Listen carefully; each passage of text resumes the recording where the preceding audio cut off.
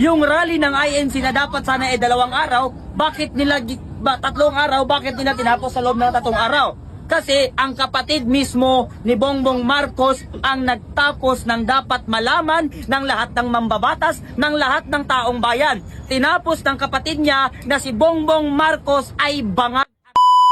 So unang-una sa lahat, General Browner, kung meron kang bayad, mas mabuti na pagtuunan nyo ng pansin itong mga politiko na nagnanakaw sa pera ng taong bayan. Hindi pa mumulitiko ang mga sinabi ni Amy Marcos.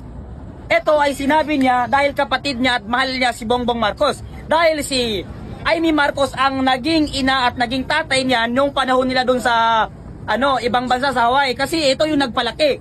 So bilang kapatid, bilang ate, priority niya na alagaan itong si Bongbong Marcos at walang gusto o kahit ano nakapalit itong si Amy Marcos, kaya niya sinabi yun. So hindi yun pamumulitiko, Mr. Sandro. So siguro congressman si Sandro, matalino naman siya. So wag masyadong magpahalata ng bobo.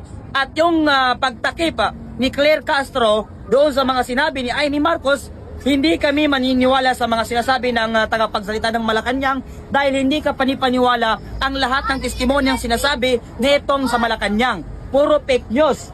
Okay? So hindi AI ang video ni Saldico dahil sabi nga ni Dante Marcoleta, ang AI walang anino. Yung video ni Saldico ay merong anino. At unang-una sa lahat, yung video na pinost ay doon mismo sa Facebook page account ni Mr. Saldico. Hindi kung kaninong vlogger nang galing. So siguro ang AI yung utak ni Claire Castro. Oo.